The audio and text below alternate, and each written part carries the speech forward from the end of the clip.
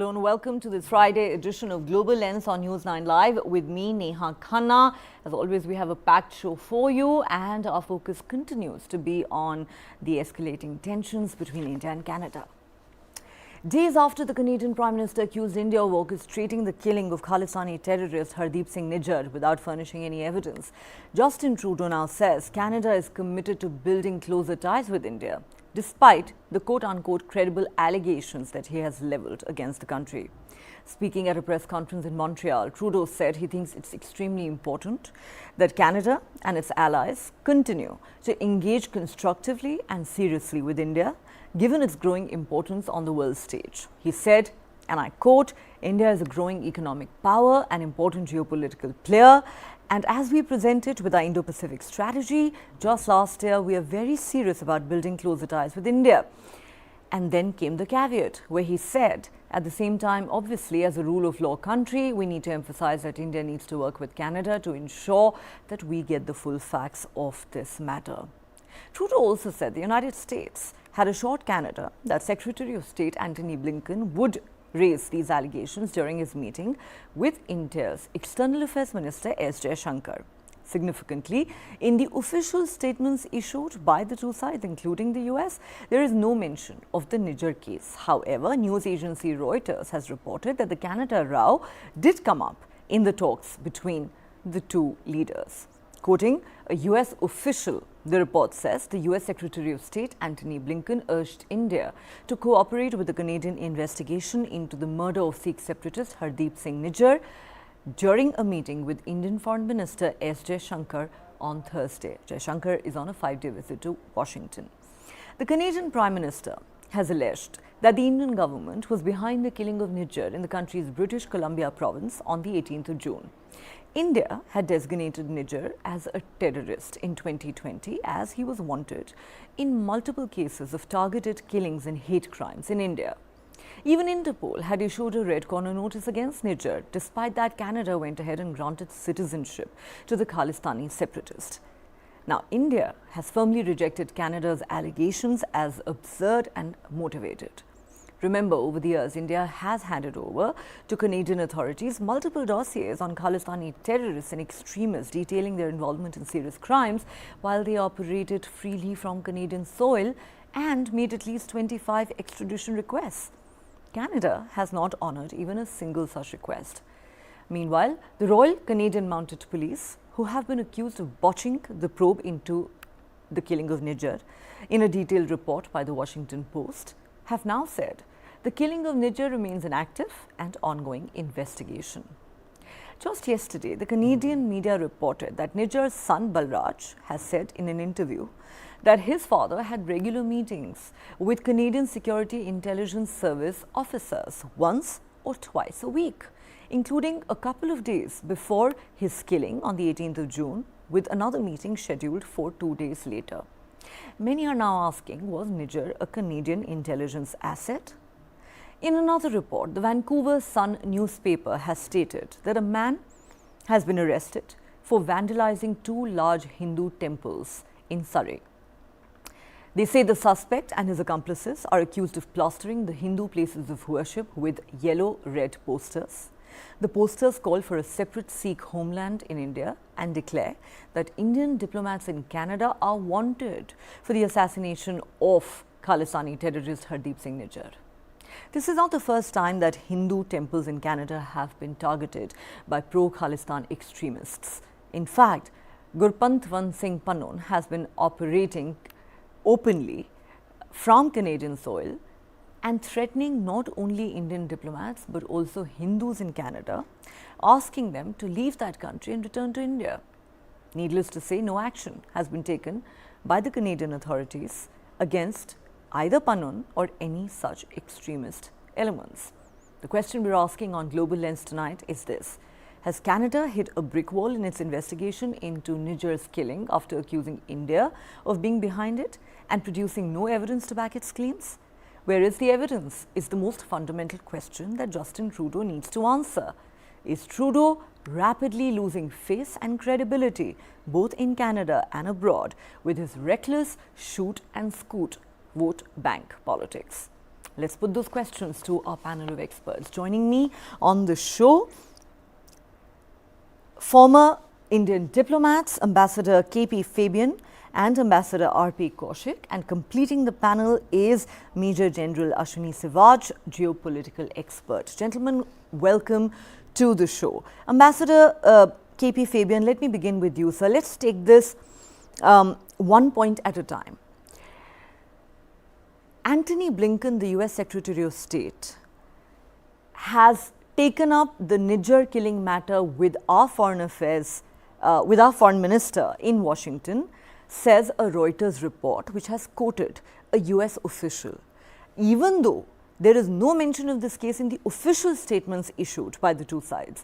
But the Reuters report says the matter did come up, and Blinken asked Jaishankar that India must cooperate in the investigation. For starters, what should we make of these recurring statements, sir, that have emanated from Washington? Is it a case of the United States trying to run with the hare and hunt with the hounds? Or would you characterize these as largely boilerplate statements that have been issued to keep its old ally Canada happy? Thank you. Well, I'm not privy to all these talks, but my understanding is that, when such talks take place, at least when I was working, that was 23 years ago, the two sides used to agree on what to tell the media. I take it that in this case also there was agreement between the two sides as to what to tell the media, and therefore the official, what they call the readout from Washington, did not have any reference to this matter. But Reuters, as you said, has quoted, verbatim that Prime Minister Trudeau had said sometime before the meeting was to take place that this would be raised. So I take it that this was raised. But at the same time, Washington wanted to play it soft vis-a-vis India, and hence it was not included in the readout. My reckoning is that Canadians have more evidence than they have, come out with. And they, according to CBC, and I'm not suggesting that Canadian Broadcasting Corporation, or that the CBC says we should take it as the Bible, but it's always important to know what the other side is saying. They may not be saying exactly what they are thinking, but what they are saying is to be taken note of. And 2 points. One is that CBC has repeatedly drawn our attention to the presence in India of Jodie Thomas, the National Security Chief Advisor of Canada. She is also Chief of the Intelligence. She was here in August and then in September, and she had meetings with her counterparts. So something must have been shared. Second is that, and this is even more important, whether it is true or not, CBC has said that Canadian intelligence officials have told the CBC that Indian intelligence officials in private conversations did not contest the proposition that India had some linkage with this murder. So that also has to be taken note of. But all that I would say is that this matter is becoming more and more curiouser and curiouser. And for us, those who are not in the government, it is becoming more and more difficult to find out where the truth lies. But I take it that Prime Minister Justin Trudeau might choose to come out with more evidence, quote unquote, at a time of his choice. Okay, that is interesting. Let me take this to Ambassador Kaushik. Sir, what is your take? Because, Justin Trudeau has received a lot of criticism, especially here in India, but also abroad, with many saying that, you do not play shoot and scoot politics with a fellow democracy and a friendly country, which is what he seems to have done vis-a-vis India by talking about quote-unquote credible allegations in the Canadian Parliament without, at least publicly, sharing any evidence to back those claims. Therefore, questions are still being asked. Where is that evidence? Justin Trudeau needs to back up his wild charges against India. And interestingly, today, Justin Trudeau has said, we are fully committed to building closer ties with India. Given its growing importance on the world stage, India is a growing economic power and Indo-Pacific geopolitical player. Is he trying to, in a sense, extend some kind of an olive branch, you think, by making these statements, given how sour the relationship has gone in the last 2 weeks? Unfortunately, this has become a repetitive reference from Canada. Obviously, they are under some political pressure at home that they would like to repeat this over again and talk to the allies in the Western Europe as well as in America, and that they have said repeatedly that India must cooperate. I really do not understand what kind of cooperation they want. Do you want us to say that, yes, we have killed him? I mean, it's ridiculous. Everything is known, not a shred of paper, not a single evidence has come forth from Canada which can prove credible in any sense of the term that India has been involved in this case. Number of times they have had all kind of alienation with India. You know it very well that what kind of procession it has gone on the roads of Canada, where the former Indian Prime Minister has been shown in an ugly situation where she has been shot and everything has gone on the tableau, despite all our reminders that these Khalistani positivists and this kind of repeated incursion in their country should be avoided. Nothing has come out of it. So I would imagine that this has gone far beyond than the Khalistani approach. It is a question of Mr. Trudeau wants to satisfy the Sikh community who have a good say in their voting and don't remember if any time they have said anything good about India. They have completely forgotten about 1985 situation that emerged from the Kanishka episode. Everybody knows what kind of evidence have they given to us, despite all our evidence have been given to them, and some action to be taken, nothing has emerged out of it. Now, let us also not put this issue too much in the enlarged scenario. Not all Sikh community members are involved in this. There is a very strong faction which has been motivating some of these Sikh community gentlemen. I have found in my own experience in whatever little way I have had, either in the US or elsewhere, they are the most marvelous community, extremely generous, extremely cordial to India, India's cause.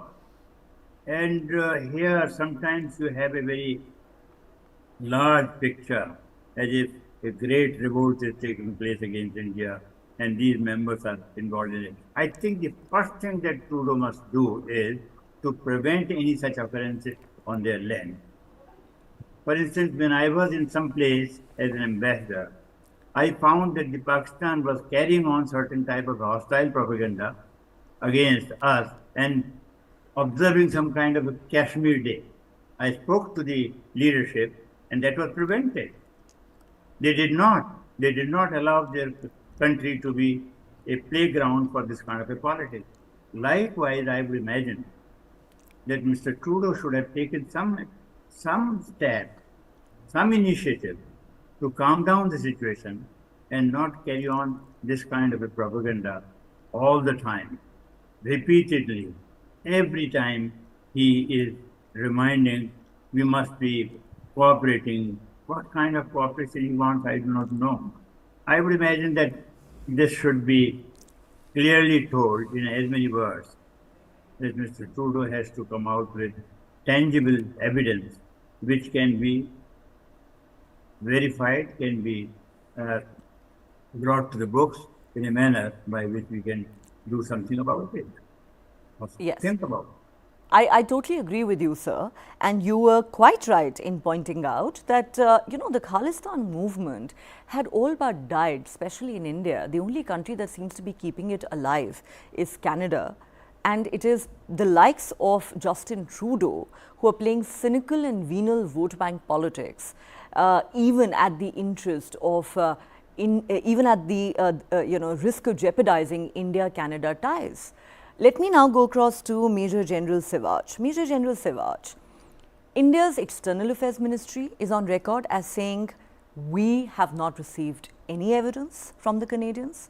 Our External Affairs Minister, who's currently in Washington, was speaking in New York a few days ago. He is on record as having told a former US ambassador that if we have told the Canadians, if you have any specific evidence, if you have any relevant evidence, we are open to looking at it. So far, we've received nothing.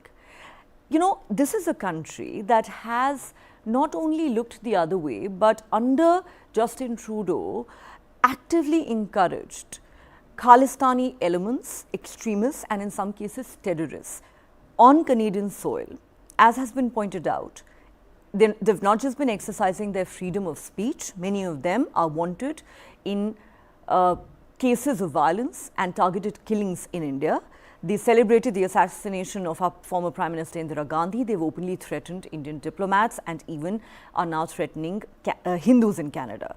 Therefore, how is India supposed to react to the situation where Canada goes on saying cooperate with us and we are still waiting for that evidence to come forth? Of course, there is a contrarian view here with Ambassador Fabian saying maybe Justin Trudeau will come out with that evidence at a time and place of his choosing.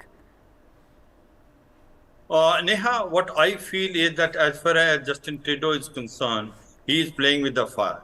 Possibly he has fired more than he can sustain. You see, the question comes is, it is his domestic politics which is dictating his foreign policy. Now, as far as domestically, he has failed in all spheres, whether it is inflation, price rise, or it is housing or health, he has completely failed. And therefore, to divert the attention of the public, he has brought out this point. Also, at the same time, his party, which had a snap election, that is Liberal Party in 2021, thinking that he will come with more majority, has got a shortfall of about 15 seats. And he has made use of a new Democratic Party held by Jagmeet Singh, who is known as a Khalistani activist and a sympathizer. And that is what the domestic policy is dictating his international policy. That is unfortunately what is happening in Canada is concerned. Now, if he's so much worried about Hardeep Singh Nijjar killing, what happened to Sukhdev Singh killing? He was killed just about 2-3 days after that. And Lawrence Bishnoi Group has taken ownership that we have killed it. Why have they not investigating that? Why the Karima Baluch murder was not investigated, in which ISI was involved? She was a human rights activist from Pakistan. So the question is, it is playing a double speak, and one and second thing, he doesn't have an evidence. He's talking about credible allegation. There is nothing called credible allegation. If you have a concrete proof, if you have a reliable proof, please bring it out in public. India has told in no certain terms, we are ready to cooperate with you, provided you give us evidence of a nature wherein investigation can bring out. Whereas India has been bringing out and sharing dossier with Canada, wherein it's shown that Hardeep Singh Nijjar is a terrorist. He is involved in terrorist activity in India and the behest of ISI. In fact, unfortunately, what Justin Trudeau is not realizing it, that the ISI is now enlarging its base in Canada. And second thing is that the terrorism which is spreading. After Pakistan, Canada will become a hub center of international terrorism. Hillary Clinton, when she came in 2013 in Pakistan, she told them and she warned them, if you have snakes in your courtyard and you think it will only bite your neighbor, one day they will bite you. So they are a victim of terrorism which was created by them as far as Pakistan is concerned. Is Justin Trudeau going the same way, that he is soft on the terrorist, and one day the terrorism will spread in Canada only? Hardeep Singh Nijjar or all these Khalistanis are not Indian citizens. They are not doing anything in Indian soil. They are Canadian citizen, and they are also doing anti-social activities, anti-national activities in Canada itself. So to me, it looks like that now he's trying to change the stance. He also understands that if the question will come to select between Canada and India, I think the US may be a partner to them, and it is also a part of a G7 and 5 alliance intelligence grouping. But considering that India is a very important player to fight against China in South Asia as well as Indo-Pacific, to challenge the hegemony of China, I think America will not go all out to support Canada, and that possibly the Justin Trudeau has now realized it. The way things are shaping up, US is trying to show that they are trying to patch up. But the point today is Justin Trudeau has realized that he has made a mistake. He has beaten more than he can chew. He is now trying to soften his stand. He is now telling on Thursday that India is the fifth largest democracy economy, and also that we need to cooperate with it. So possibly he is softening up. I suppose the back channel diplomacy, the ideal solution in such cases, wherein some sort of solution is found. But to me, it looks like that he does not have a credible evidence. And if he has a credible evidence, why is he not coming out with it? And the second thing is, he is becoming a victim of Khalistan activities in Canada, which will trouble him in the future. Third thing is, he is playing the same game which his father played. His father in 1982, when India had asked for extradition of Tarvinder Parbar because he was involved in a number of terrorist activity in India, was refused. And same person was then involved in 1985 in Kanishka bombing. 329 innocent civilians were killed. More than 250 were Canadian citizens. And the same thing is now being played by Justin Trudeau. He must realize it, that he should call spade as spade. Terrorist is terrorist. There is nothing called good or bad terrorist. He must acknowledge it. He cannot pick and choose, and that's what he's trying to do. I suppose the good sense should prevail. To me, it looks like that US has taken a very mature step. The Canada will understand it. Justin Trudeau should realize it, that enough is enough.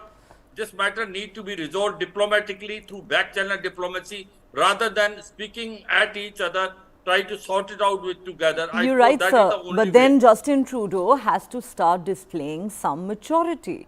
Many have accused him, and rightly so, of acting in an immature and reckless fashion. And you're right, is he creating a Frankenstein monster? Is he playing the same game that Pakistan played and is now paying a heavy price for it?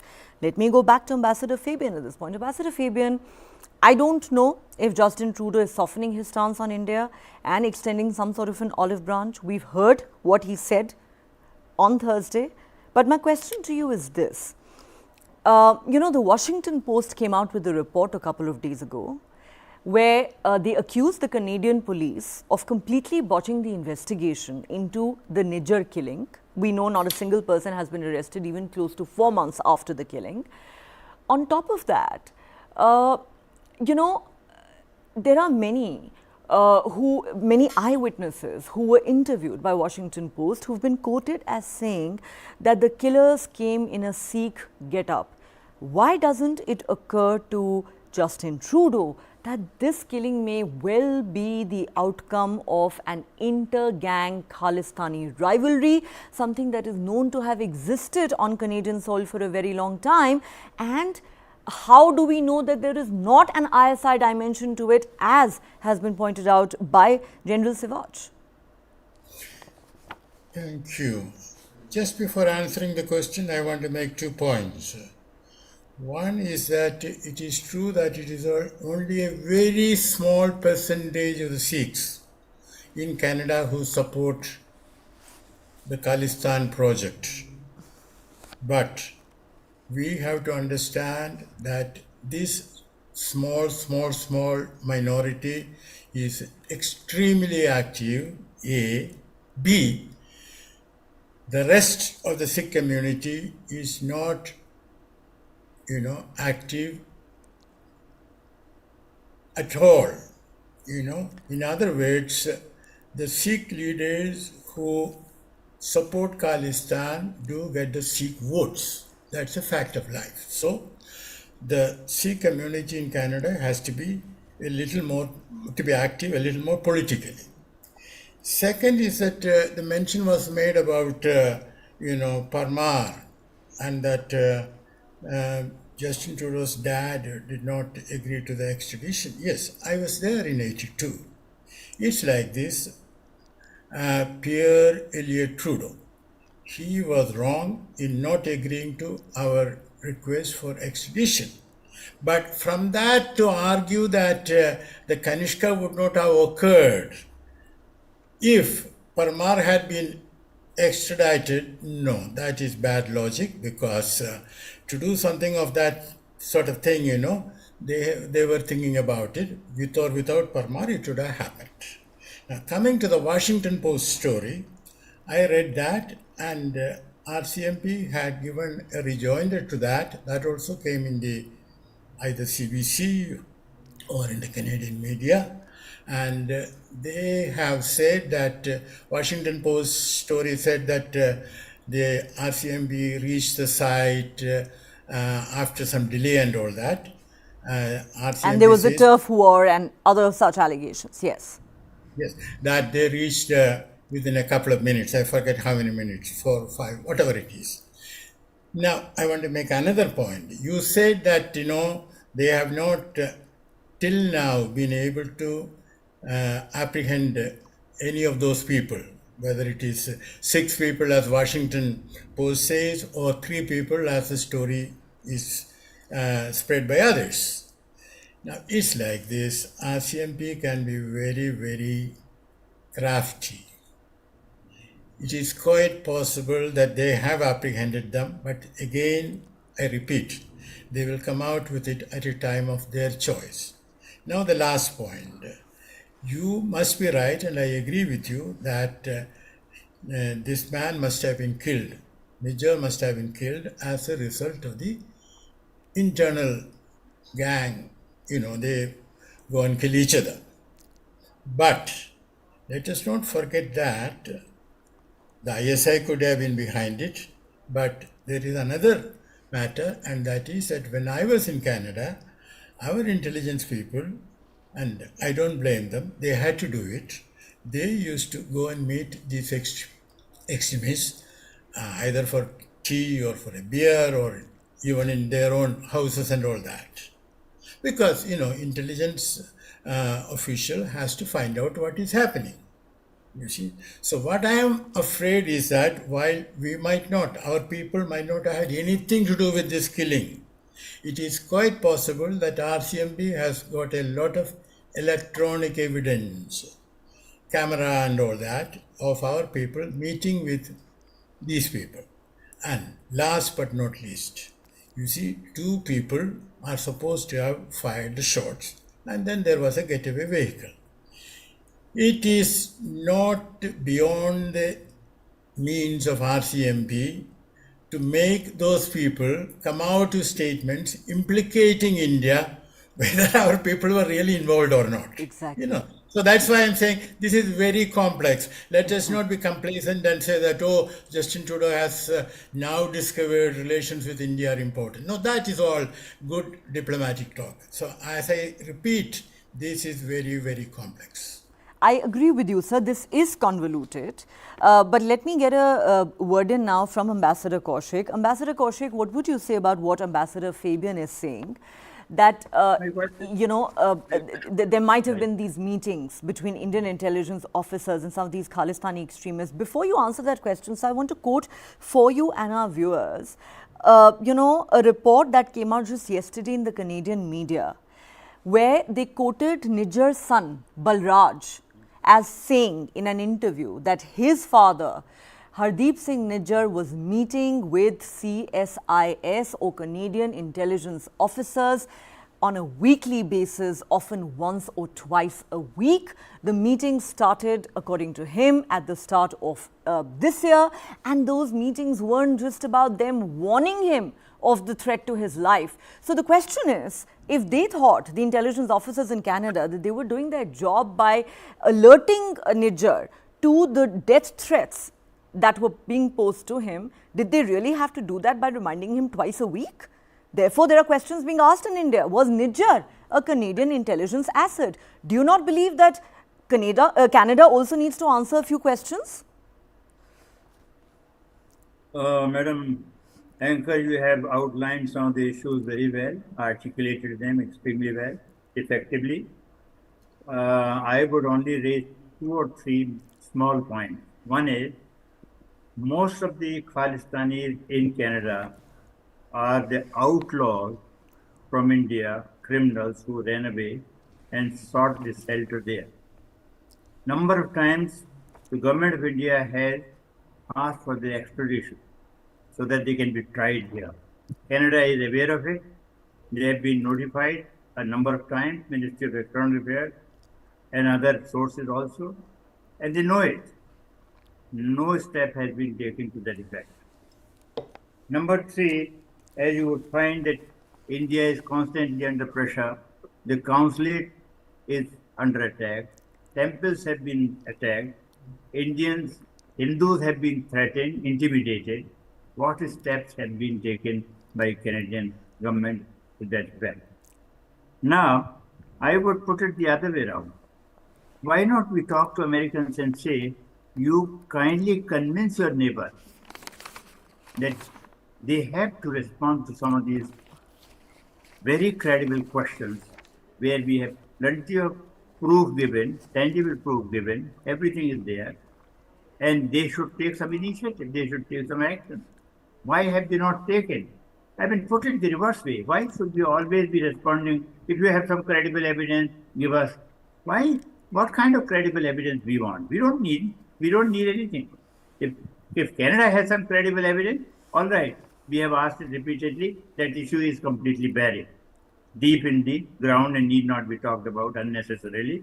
And that creates a kind of a repetitive jargon, which really annoys us, as far as I can see.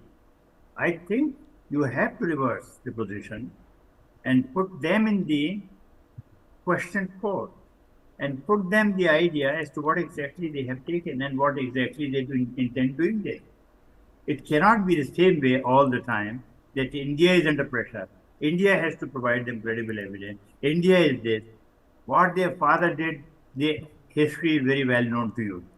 I mean, I don't want to be very personal about it, but some of us had gone to United States on the Asian invitation for Indo-US prospective relations. And we met with some effort Ganga Singh Dhillon, who was a militant in the US at the time. And we put a lot of questions. And Kabir Bedi put him right. Number of times that you are Sardarji, we are also Sardarji, and kind of a thing that happened. But let's not go into the details of it. What I'm saying is that I asked in Los Angeles some of the Sikh gentlemen, what do you want when you people go to San Francisco and shout some of these slogans and what happened? Then he confided with me, sir, we are not at all interested in any one of these things. Some of these people threaten us because we don't have a working permit, we don't have a working permission, we do not have the residential facilities as yet. So they say that we would expose you unless you cooperate. So we also accompany them and come there. And some other affluent Sardarji said, sir, they come and beg us and practically threaten us to give some donation. We pass off the problem and say yes. Now, likewise, I want to transfer this model to Canada.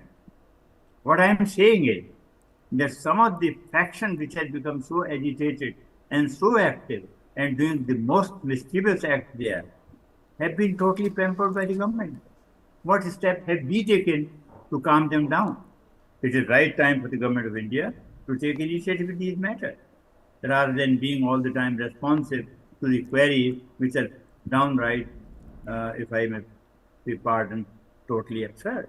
Mm-hmm. I would finish it here. Otherwise, there are a lot of other things to say, but I would imagine that this is not really a matter in which we should be put into this kind of position. Thanks.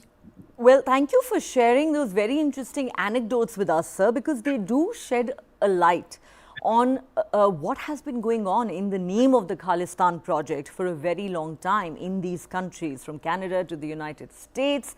You're right, sir. There was only recently a report, and we quoted it here on Global Lens, that talked about how a lot of people who go from India to Canada are helped by these Khalistani elements to get visas, and in return they are expected to participate in a number of Khalistani activities. And the most susceptible to this human trafficking racket are illegal immigrants and students who've not been able to find jobs there and have completed their education.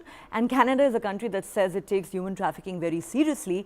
Obviously, these people are being weaponized by the Khalistanis, but Canada again chooses to look the other way. General Sivaj, I want to ask you this.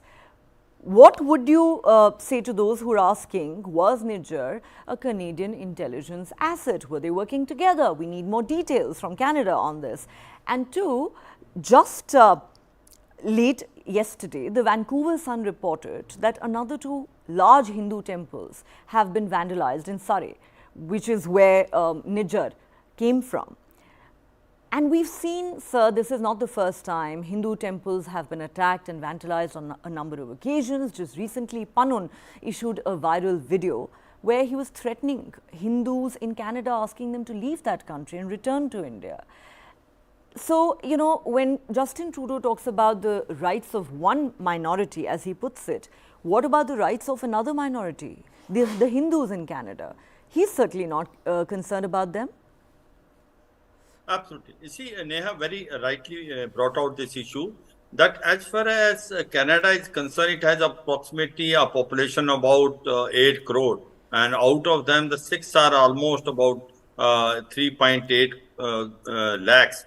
And also another 4 to 5 lakhs are other Indian. But what has happened is that as far as the voting pattern in Canada is concerned, they vote as per the merit of the candidate, irrespective of the caste, religion. But the Indians have been seen voting in bulk, and that is why they have become a very important political tool.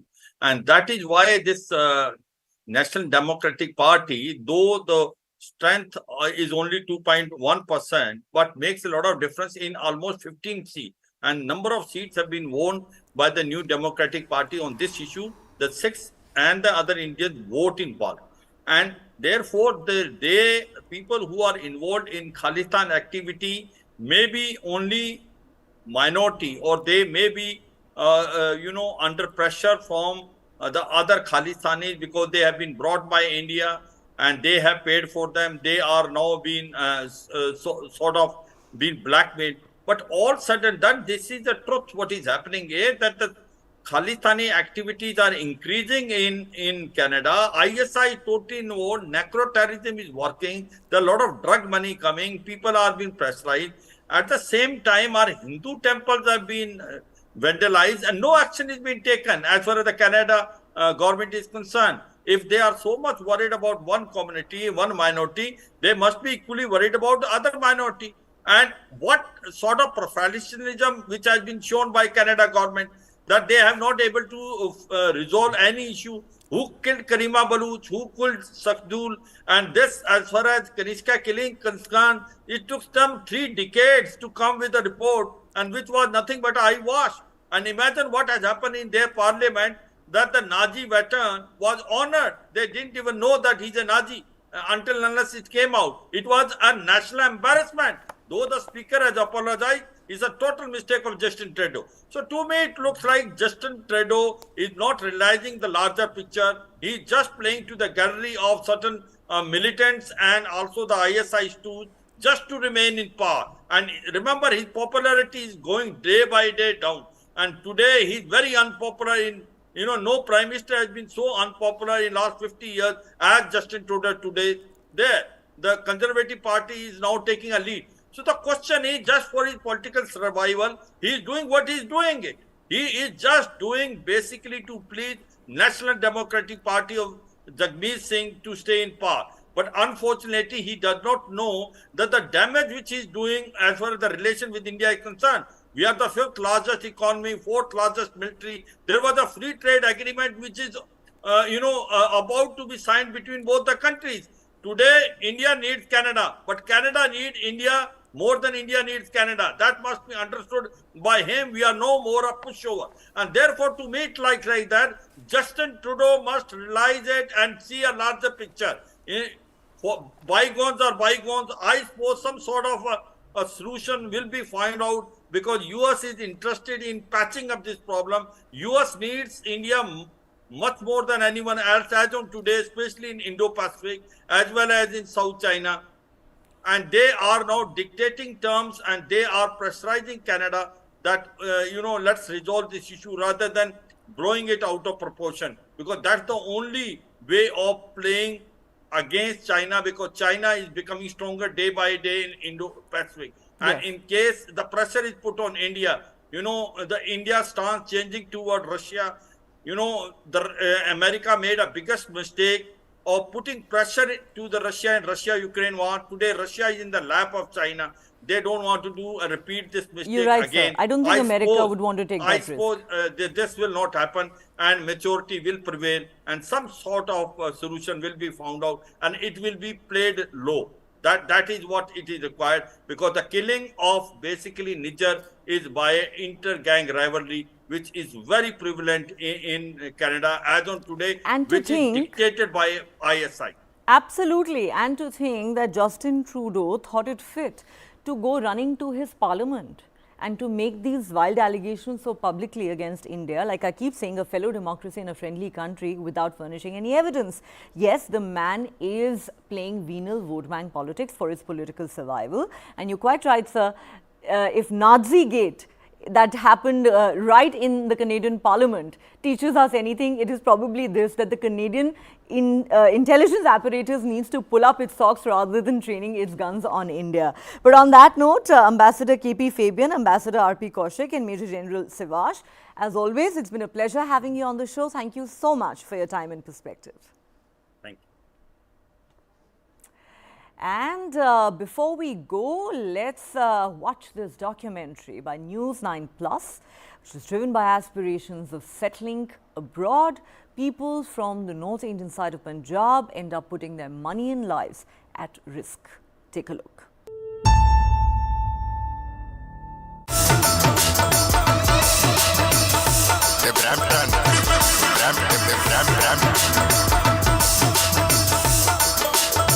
मैं तो चलिया विदेश